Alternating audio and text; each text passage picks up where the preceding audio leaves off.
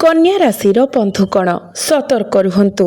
आपणकर जीवन में तीनोटी भयंकर घटना घटिबाकु जाउछि। एही समय कौनसी साधारण समय नुहे। एही समय को हालुका भाबरे नेबार भूल करंतु नाही। आमको विचार करिबाकु पड़िबो जे एही समय आपणक ठारु कोन छड़ाई नेबो एवं कोन छाड़ी जिवो। वर्तमान ग्रह संयोजन भयंकर परिस्थिति सृष्टि करुछि। एपरि परिस्थिति जहाँ आपण केबे स्वप्नरे मध्य भाबी नथिले। वर्तमान आपणकर जीवन में सकारात्मक एवं नकारात्मक उभय घटना घटिबा पई जाउछि।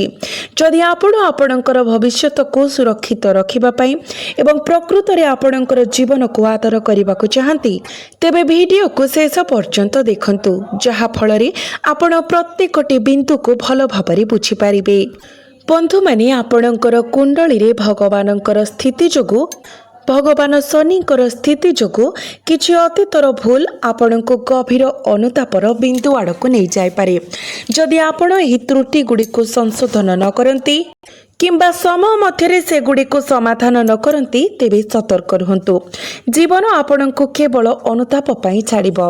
तेनु मु आपण को अनुरोध करूछि जे आपण वर्तमान करुथिबा भूल गुडी को पुनरावृत्ति करंतु नाही। प्रथम भूल हेउछि आपणकर काम विलंब करिबार प्रवृत्ति। निजको सबु बेले कहिबा मु काली करिबि, सूर्य मध्य काली उदित हेबो। एही आलस्य आपणकर जीवनर खुशी को नष्ट करुछि।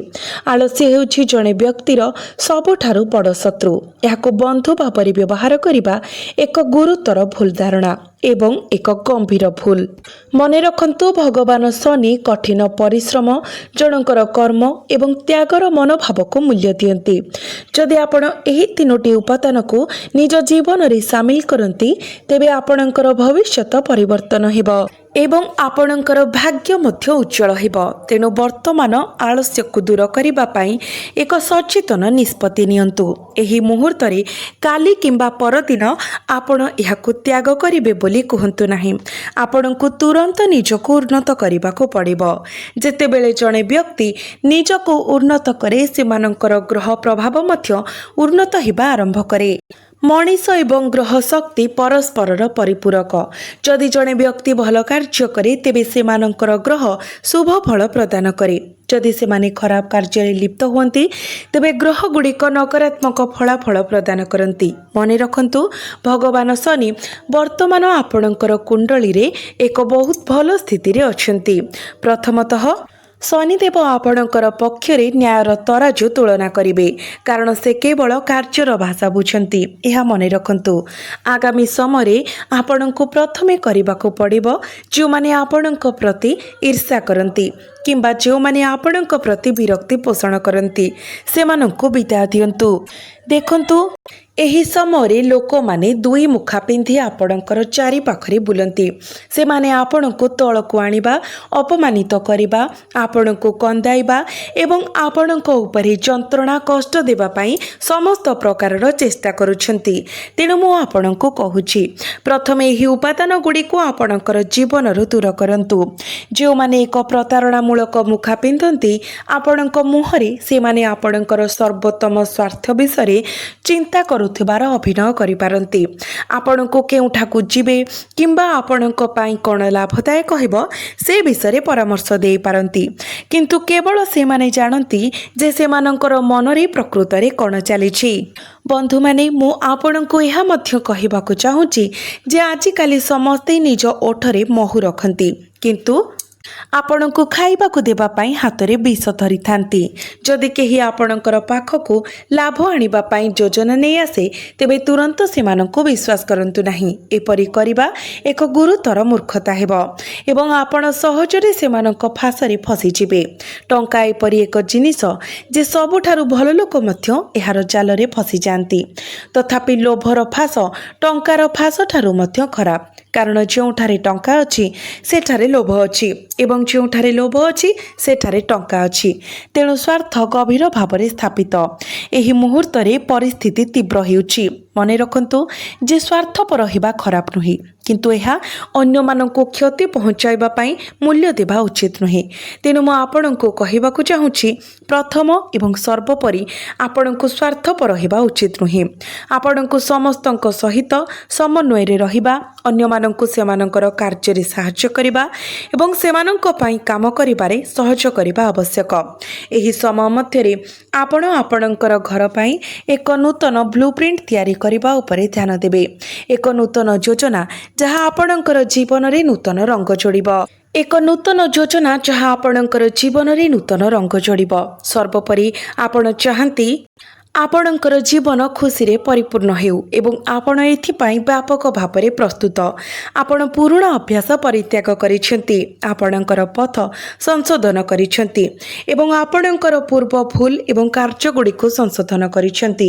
ଏଗୁଡ଼ିକ ଏକ ଉତ୍ତମ ଭବିଷ୍ୟତ ଗଠନ ପାଇଁ ପଦକ୍ଷେପ ବିଷୟରେ କହିବାକୁ ଗଲେ, ଯଦି ଆପଣ ଏକ ନୂତନ କାର୍ଯ୍ୟକ୍ଷେତ୍ରରେ ପ୍ରବେଶ କରିବାକୁ ଚିନ୍ତା କରୁଛନ୍ତି, ତେବେ ବହୁତ ସତର୍କତାର ସହିତ ପାଦ ଦିଅନ୍ତୁ। ଏକ ସମ୍ଭାବ୍ୟ କ୍ଷତି ଆପଣଙ୍କ ପାଇଁ ଅପେକ୍ଷା କରିଛି, ଯାହା ଆପଣଙ୍କର ପରିବାରର ମୂଳଦୁଆକୁ ଦୋହଲାଇ ଦେଇପାରେ, ବିଶେଷ କରି ଆପଣ ନିର୍ମାଣ କରିଥିବା ଆର୍ଥିକ ସ୍ଥିରତା। ଯଦି କୌଣସି କ୍ଷତି ହୁଏ, ତେବେ ଆପଣଙ୍କୁ ତୁରନ୍ତ ଟଙ୍କା ଆବଶ୍ୟକ ହେବ, କିନ୍ତୁ ଆପଣଙ୍କ ପାଖରେ ଯଥେଷ୍ଟ ପରିମାଣରେ ଟଙ୍କା ନଥାଇପାରେ। ଆପଣଙ୍କୁ ସାହାଯ୍ୟ ପାଇଁ ପରିବାର କିମ୍ବା ଅନ୍ୟମାନଙ୍କ ପାଖକୁ ଯିବାକୁ ପଡ଼ିପାରେ। ତେଣୁ ଆପଣଙ୍କୁ ଏବେ ଟଙ୍କାକୁ ମୂଲ୍ୟ ଦେବା ଶିଖିବାକୁ ପଡ଼ିବ, କାରଣ ଟଙ୍କା ସେମାନଙ୍କୁ ମୂଲ୍ୟ ଦିଏ ଯେଉଁମାନେ ଏହାକୁ ସମ୍ମାନ କରନ୍ତି। ଆପଣଙ୍କୁ ସମ୍ପୂର୍ଣ୍ଣ ଭାବରେ ବେପରୁଆ ଭାବରେ ଟଙ୍କା ନଷ୍ଟ କରିବା ଉଚିତ ନୁହେଁ।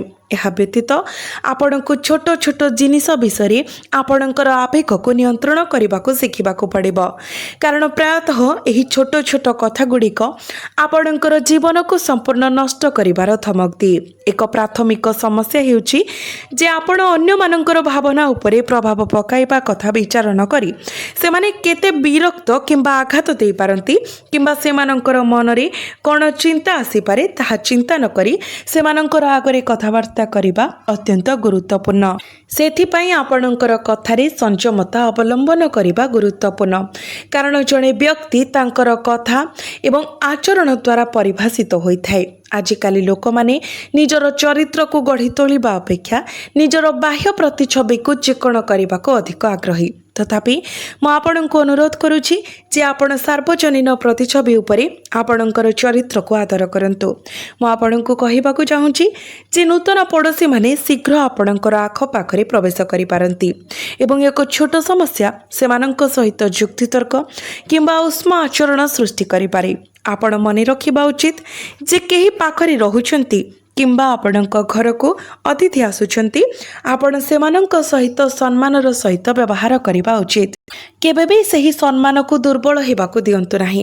ଆପଣ ପ୍ରାୟତଃ ଝଗଡ଼ା ଏବଂ ବିବାଦରେ ଲିପ୍ତ ହୋଇ ପରିସ୍ଥିତିକୁ ନଷ୍ଟ କରିଦିଅନ୍ତି, କିନ୍ତୁ ଆପଣ କେବେ ଏହା କରିବା ବନ୍ଦ କରିବା ଉଚିତ। ଏପରି ଆଚରଣରୁ ଦୂରେଇ ରୁହନ୍ତୁ ଏବଂ ଆପଣଙ୍କର ପରିବାର ମଧ୍ୟରେ ଶାନ୍ତି ଏବଂ ସମନ୍ୱୟର ବାତାବରଣ ବଜାୟ ରଖିବାକୁ ଚେଷ୍ଟା କରନ୍ତୁ। ଆଗକୁ ଚାହିଁ ମନେ ରଖନ୍ତୁ ଯେ ଆପଣ ଯେଉଁ ଅତୁଟ ବନ୍ଧନ ତିଆରି କରିଥିଲେ, ଯେଉଁଠାରେ ଆପଣ ଆପଣଙ୍କର ସମୟ, ଭାବନା ଏବଂ ଅନ୍ତର୍ନିହିତ ଚିନ୍ତାଧାରା ଅନ୍ୟମାନଙ୍କ ପାଇଁ ଉତ୍ସର୍ଗ କରିଥିଲେ, ତାହା ଦୃଢ଼ ହେବ। ଏହି ସମୟରେ ଏହି ସ୍ଥାୟୀ ସମ୍ପର୍କ ମଧ୍ୟରେ ଆପଣ ଜୀବନରେ ଶିଖିଥିବା କିମ୍ବା ଶିଖିନଥିବା ଶିକ୍ଷା ବୁଝିପାରିବେ। ତେଣୁ ଆଗକୁ ବଢ଼ିବା ସହିତ ଏହି ସଂଯୋଗଗୁଡ଼ିକୁ ପୋଷଣ କରନ୍ତୁ। ପ୍ରକୃତରେ ଗୁରୁତ୍ୱପୂର୍ଣ୍ଣ ସମ୍ପର୍କଗୁଡ଼ିକ ଉପରେ ଧ୍ୟାନ ଦିଅନ୍ତୁ, ଯାହା ଆପଣଙ୍କୁ ଖୁସି ଆଣିଦିଏ ଏବଂ ଆପଣଙ୍କୁ ଜୀବନରେ ଦୁଃଖ ଏବଂ ଯନ୍ତ୍ରଣାକୁ ଭୁଲିବାକୁ ଦିଏ। ଆପଣଙ୍କୁ ଏବେ ଜିନିଷଗୁଡ଼ିକୁ ଗମ୍ଭୀରତାର ସହିତ ନେବାକୁ ପଡ଼ିବ। ଯଦି ଆପଣ ଆପଣଙ୍କର ଜୀବନକୁ ଏହା ଯୋଗ୍ୟ ଗୁରୁତ୍ୱ ସହିତ ବ୍ୟବହାର କରିବାରେ ବିଫଳ ହୁଅନ୍ତି, ତେବେ ଆପଣଙ୍କର ଜୀବନ ଅନ୍ୟମାନଙ୍କ ପାଇଁ ଏକ ଚମତ୍କାର ହେବାକୁ ଅଧିକ ସମୟ ଲାଗିବ ନାହିଁ। ଆପଣ ଭଲ ଭାବରେ ଜାଣନ୍ତି ଯେ ଆପଣ କିପରି ଦିନ କାଟୁଥିଲେ, ଆପଣ କିପରି ମଙ୍ଗଳ, ପ୍ରେମ, ପରିବାର ଏବଂ ନିଜ ଲୋକଙ୍କର ସାଥ ପାଇଁ ଆଗ୍ରହୀ ଥିଲେ। ଆପଣ ଏସବୁ ଜିନିଷ ପାଇଁ ଆଗ୍ରହୀ ଥିଲେ ଏବଂ ସେଗୁଡ଼ିକୁ ପାଇବା ପାଇଁ ସଂଘର୍ଷ ପ୍ରାୟତଃ ଆପଣଙ୍କୁ ଲୁହରେ ବୁଡ଼ାଇ ଦେଇଥିଲା।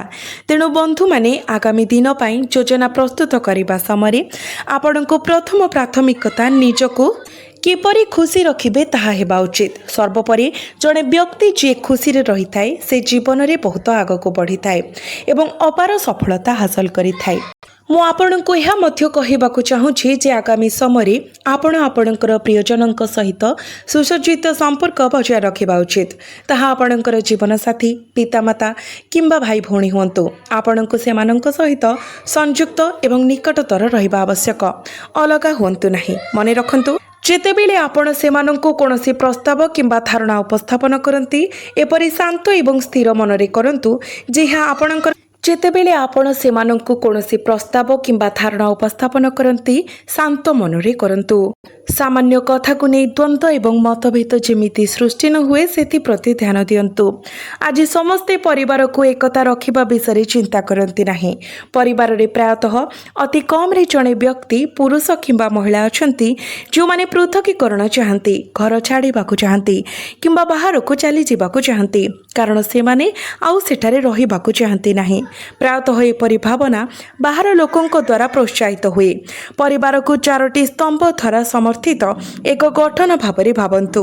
ଯଦି 4ଟି ସ୍ତମ୍ଭ ଏକାଠି ରହେ, ତେବେ ଘର ଏକତାରେ ରହିଥାଏ ଏବଂ ଏହାର ଶକ୍ତି ବଜାୟ ରଖେ। ତଥାପି ଯେତେବେଳେ ଗୋଟିଏ ସ୍ତମ୍ଭ ଏକ ବାହ୍ୟ ସ୍ତମ୍ଭ ସହିତ ନିଜକୁ ସମନ୍ୱିତ କରେ, ସେତେବେଳେ ସମସ୍ୟା ସୃଷ୍ଟି ହୁଏ। ଯେତେବେଳେ କେହି ଏପରି ପ୍ରଭାବ ସହିତ ସଂଯୋଗ କରନ୍ତି, ସେମାନେ ସମର୍ଥନର ସେହି ସ୍ତମ୍ଭ ଉପରେ ନିର୍ଭର କରିବାକୁ ଆରମ୍ଭ କରନ୍ତି ଏବଂ ଅନିବାର୍ଯ୍ୟ ଭାବରେ ସେହି ବ୍ୟକ୍ତି ଯାହା କୁହନ୍ତି ତାହାର ପ୍ରଭାବରେ ପଡ଼ିଯାଆନ୍ତି। ସେହିପରି ଆପଣ ନିଜ ପରିବାରରେ ଏପରି ସଦସ୍ୟ ଥାଇପାରନ୍ତି ଯେଉଁମାନେ ଅନ୍ୟମାନଙ୍କ କଥାରେ ସହଜରେ ପ୍ରଭାବିତ ହୋଇପାରନ୍ତି। ସେମାନେ ବାହାର ଲୋକଙ୍କ କଥା ଶୁଣନ୍ତି, ସେହି ଧାରଣାଗୁଡ଼ିକୁ ଘରକୁ ଆଣନ୍ତି ଏବଂ ଯାହାଫଳରେ ସମ୍ପର୍କ ଭାଙ୍ଗିଯାଏ। ମନେ ରଖନ୍ତୁ, ଏହି ସମୟରେ ପରିବାରଠାରୁ ଅଧିକ ଗୁରୁତ୍ୱପୂର୍ଣ୍ଣ କିଛି ନୁହେଁ। ଯଦି ଆପଣଙ୍କର ପରିବାର ଆପଣଙ୍କ ସହିତ ଠିଆ ହୁଏ, ତେବେ ଆପଣ ଖୁସି ରହିବେ। ଯଦି ଆପଣ ସେମାନଙ୍କଠାରୁ ଦୂରେଇ ରୁହନ୍ତି, ତେବେ ଆପଣ ଦୁଃଖୀ ରହିବେ। ଆଗକୁ ଚାହିଁ ଆପଣଙ୍କୁ ଆପଣଙ୍କର ସ୍ୱାସ୍ଥ୍ୟ ପ୍ରତି ବିଶେଷ ଧ୍ୟାନ ଦେବାକୁ ପଡ଼ିବ, କାରଣ ବର୍ତ୍ତମାନ ଗ୍ରୀଷ୍ମ ଋତୁ ଚାଲୁଛି। ଯଥାସମ୍ଭବ ନିଜ ଖାଦ୍ୟପେୟର ଧ୍ୟାନ ନିଅନ୍ତୁ। ଉପଯୁକ୍ତ ପରିମାଣରେ ଜଳପାନ କରନ୍ତୁ। ଆପଣଙ୍କୁ ନିଜ ସ୍ୱାସ୍ଥ୍ୟର ଯତ୍ନ ନେବାକୁ ପଡ଼ିବ। ମନେ ରଖନ୍ତୁ, ଯଦି ଏହି ସମୟରେ ଆପଣ ଅନ୍ୟ ମହିଳାମାନଙ୍କୁ ଖରାପ ଦୃଷ୍ଟିରେ ଦେଖନ୍ତି, ସେମାନଙ୍କ ବିଷୟରେ କାମନାପୂର୍ଣ୍ଣ ଚିନ୍ତାଧାରା ପୋଷଣ କରନ୍ତି, ତ ଆପଣ ନର୍କ ପରି ଜୀବନଯାପନ କରିବେ। ଏପରି ବ୍ୟକ୍ତିମାନେ କେବେ ବି ପ୍ରକୃତରେ ସଫଳ ହୋଇପାରିବେ ନାହିଁ, କାରଣ ସେମାନଙ୍କର ଜୀବନ ଏହି ଇଚ୍ଛା ଉପରେ ସ୍ଥିର ହୋଇଯାଏ। ସେମାନଙ୍କୁ ନିଜ ମଙ୍ଗଳ ଉପରେ ଧ୍ୟାନ ଦେବା କିମ୍ବା ସେମାନଙ୍କର ଜୀବନକୁ ଉନ୍ନତ କରିବାରୁ ବାଧା ଦିଏ। ତେଣୁ ବନ୍ଧୁମାନେ, ମନେ ରଖନ୍ତୁ ଯେ ନିକଟ ଭବିଷ୍ୟତରେ ଆପଣଙ୍କୁ ଆପଣଙ୍କର ଯୋଜନାଗୁଡ଼ିକୁ ସଫଳତାର ସହିତ କାର୍ଯ୍ୟକାରୀ କରିବା ପାଇଁ କିଛି ଅତିରିକ୍ତ ପ୍ରୟାସ କରିବାକୁ ପଡ଼ିବ। ଏପରି କିଛି ଅଭ୍ୟାସ ଅଛି ଯାହାକୁ ଆପଣଙ୍କୁ ଯଥାଶୀଘ୍ର ପରିବର୍ତ୍ତନ କରିବାକୁ ଚେଷ୍ଟା କରିବାକୁ ପଡ଼ିବ। ପ୍ରଥମ ଏବଂ ସର୍ବୋପରି, ଆପଣ କିପରି ସୋସିଆଲ ମିଡ଼ିଆରେ ନିରନ୍ତର ସମୟ ନଷ୍ଟ କରୁଛନ୍ତି ତାହା ବିଚାର କରନ୍ତୁ। ଆପଣଙ୍କୁ ଏହି ଅପଚୟକୁ ବନ୍ଦ କରିବାକୁ ପଡ଼ିବ, କାରଣ ସମୟର ଅପଚୟ ଜଣେ ବ୍ୟକ୍ତିକୁ ବହୁତ ତଳକୁ ଟାଣି ଆଣେ। ନୂତନ କୌଶଳ ଶିଖିବା ଏବଂ ଆପଣଙ୍କର ଜୀବନରେ ନବୀକରଣର ଭାବନା ଆଣିବା ଉପରେ ଧ୍ୟାନ ଦିଅନ୍ତୁ। ଏହା ଆପଣଙ୍କ ପାଇଁ ଅତ୍ୟନ୍ତ ଲାଭଦାୟକ ହେବ। କିଛି ନିଷ୍ପତ୍ତି ଅଛି ଯାହା ଆପଣ ବର୍ତ୍ତମାନ ନେଇପାରିବେ ନାହିଁ, ତଥାପି ଏହା ସତ୍ୟ ଯେ ଯେତେବେଳେ ସଠିକ୍ ମୁହୂର୍ତ୍ତ ଆସିଥାଏ, ସବୁକିଛି ପରିବର୍ତ୍ତନ ହୁଏ। ସମୟର ଗତି ଉପରେ ବିଶ୍ୱାସ ରଖନ୍ତୁ, କାରଣ ଏହା ଧୀରେ ଧୀରେ ଏକ ନୂତନ ଦିଗରେ ଗତି କରୁଛି। ମୁଁ ଆପଣଙ୍କୁ କହିଦେଉଛି, ଆପଣଙ୍କୁ ଜୀବନର କିଛି ନିଷ୍ପତ୍ତି ନିଜେ ନେବାକୁ ପଡ଼ିବ। ଏହା କରିବାରେ ବିଫଳ ହେଲେ ଗଭୀର ଅନୁତାପ କରିବେ। ତେଣୁ ଏହି ନିଷ୍ପତ୍ତିଗୁଡ଼ିକ ତୁରନ୍ତ ନେବା ପାଇଁ ଚେଷ୍ଟା କରନ୍ତୁ। ମନେ ରଖନ୍ତୁ, ଗତ ବର୍ଷ ଆପଣ ଲୋକମାନଙ୍କୁ ମିଥ୍ୟା ବାହାନା, ଖାଲି ଆଶ୍ୱାସନା ଏବଂ ମିଥ୍ୟା କଥା ଦେଇଥିଲେ। ଆପଣ ଏହାର ମୂଲ୍ୟ ଦେଇଛନ୍ତି ଏବଂ ଏହାକୁ ଏତେ ମହଙ୍ଗା ଦେଇଛନ୍ତି ଯେ ଆପଣ ଏବେ ବୁଝିପାରୁଛନ୍ତି ଯେ ଭବିଷ୍ୟତରେ କେଉଁ ଭୁଲଗୁଡ଼ିକ ପୁନରାବୃତ୍ତି କରାଯିବା ଉଚିତ ନୁହେଁ। ମୁଖ୍ୟ କଥା ହେଉଛି, ମିଥ୍ୟା ବାହାନା, ଖାଲି ଆଶ୍ୱାସନା କିମ୍ବା ଫମ୍ପା ପ୍ରତିଶ୍ରୁତି ଦିଅନ୍ତୁ ନାହିଁ। ଯଦି ଆପଣ କାହା ପାଇଁ କିଛି କରିପାରିବେ ନାହିଁ, ତେବେ ସେମାନଙ୍କୁ ସେମାନଙ୍କ ମୁହଁରେ ଏତେ ସ୍ପଷ୍ଟ ଭାବରେ କୁହନ୍ତୁ। ସେମାନଙ୍କୁ ମିଥ୍ୟା ଆଶା କିମ୍ବା ଭିତ୍ତିହୀନ ଆଶ୍ୱାସନା ଦିଅନ୍ତୁ ନାହିଁ। ଏହା ସହିତ ଶୃଙ୍ଖଳା ଭଙ୍ଗ କରିବାର ଆପଣଙ୍କର ଅଭ୍ୟାସ ପ୍ରତି ସତର୍କ ରୁହନ୍ତୁ। ଏକ ସୁନ୍ଦର ଭବିଷ୍ୟତ ପାଇଁ ଏକ ଶୃଙ୍ଖଳିତ ଜୀବନଯାପନ ଅତ୍ୟନ୍ତ ଜରୁରୀ। ଶେଷରେ ଆପଣ ତୁରନ୍ତ ଅବୈଧ କିମ୍ବା ସଂକୀର୍ଣ୍ଣ ବିଭିନ୍ନ ରୋଜଗାରରେ ଲିପ୍ତ ହେବା ବନ୍ଦ କରିବା ଉଚିତ। ଆପଣ ଯେଉଁ ଅନୈତିକ କାର୍ଯ୍ୟକଳାପରେ ଜଡ଼ିତ ଅଛନ୍ତି, ଆପଣ ଅନ୍ୟମାନଙ୍କ ପାଇଁ ଯେଉଁ ଅସୁବିଧା ସୃଷ୍ଟି କରୁଛନ୍ତି, ଶେଷରେ କେବଳ ସେମାନଙ୍କ ପାଇଁ ନୁହେଁ ବରଂ ଆପଣଙ୍କର ଏବଂ ଆପଣଙ୍କର ନିଜ ଜୀବନ ପାଇଁ ମଧ୍ୟ ସମସ୍ୟା ସୃଷ୍ଟି ହେବ। ଆପଣ ଦେଖିବେ ଅନେକ ଲୋକଙ୍କର ଅନୈତିକ ଲାଭରେ ଆନନ୍ଦ ପାଇବାର ଅଭ୍ୟାସ ଥାଏ। ଏପରି ରୋଜଗାର କେବଳ କିଛି କ୍ଷଣିକ ମୁହୂର୍ତ୍ତ ପାଇଁ ଖୁସି ଆଣିପାରେ, କିନ୍ତୁ ଏହା ଜଣଙ୍କର ଜୀବନକୁ ସମ୍ପୂର୍ଣ୍ଣ ଭାଙ୍ଗି ପକାଇପାରେ। ମୁଁ ଆପଣଙ୍କୁ ସମସ୍ତଙ୍କୁ କହିବାକୁ ଚାହୁଁଛି, ପ୍ରଥମ ପଦକ୍ଷେପ ହେଉଛି ଭୁଲ ସାଥୀରୁ ନିଜକୁ ଦୂରେଇ ରଖିବା। ପରବର୍ତ୍ତୀ ଭୁଲ ହେଉଛି ଭୁଲ ପ୍ରକାରର ଲୋକଙ୍କ ସହିତ ସମ୍ପର୍କ ରଖିବା, ଯେଉଁମାନେ ମଦ୍ୟପାନ କିମ୍ବା ମାଂସାହାରୀ ଖାଦ୍ୟ ସେବନ କରନ୍ତି, ଯେଉଁମାନେ ଅନ୍ୟ ମହିଳାଙ୍କ ପ୍ରତି କାମନାପୂର୍ଣ୍ଣ ଚିନ୍ତାଧାରା ପୋଷଣ କରନ୍ତି, ଯେଉଁମାନେ ମା ଏବଂ ଭଉଣୀମାନଙ୍କୁ ସମ୍ମାନ କରନ୍ତି ନାହିଁ, ଯେଉଁମାନେ ସବୁବେଳେ ନିଜ ଭାଇମାନଙ୍କ ସହିତ ଝଗଡ଼ା କରନ୍ତି ଏବଂ ଯେଉଁମାନେ ସେମାନଙ୍କର ପାରିବାରିକ ଦାୟିତ୍ୱକୁ ଏଡ଼ାଇ ଯାଆନ୍ତି, ସହାନୁଭୂତି କିମ୍ବା ଯୋଗାଯୋଗ କରିବାକୁ ଇଚ୍ଛା ପ୍ରକାଶ କରନ୍ତି ନାହିଁ। ଆପଣ ତୁରନ୍ତ ଏହି ଅଭ୍ୟାସ ଗୁଡ଼ିକୁ ପରିତ୍ୟାଗ କରିବା ଉଚିତ। ଏହା ବ୍ୟତୀତ ଆପଣ ବର୍ତ୍ତମାନ ଛଳନାପୂର୍ଣ୍ଣ ଜୀବନଯାପନ କରିବାରେ ଅତ୍ୟଧିକ ବିଶ୍ୱାସ ରଖିଛନ୍ତି। ଆପଣ ଭଲ ଭାବରେ ଜାଣନ୍ତି ଯେ ଆପଣ ଋଣ ନେଇ ଆପଣଙ୍କର ଇଚ୍ଛାକୁ ପୂରଣ କରିଛନ୍ତି। ଯେତେବେଳେ ସେହି ଭୋଗ ସରିଯାଇଛି, ଋଣ ଅନାଦେୟ ଏବଂ ସମାଧାନ ହୋଇନାହିଁ, ଆତ୍ମ ଉନ୍ନତି ଉପରେ ଧ୍ୟାନ ଦିଅନ୍ତୁ। ମିଥ୍ୟା ପ୍ରଦର୍ଶନ ଉପରେ ମହିମା ଏବଂ ଖାଲି ପ୍ରତିଶ୍ରୁତି ଆପଣଙ୍କର ଜୀବନକୁ ଖାଲି କରିଦେବ।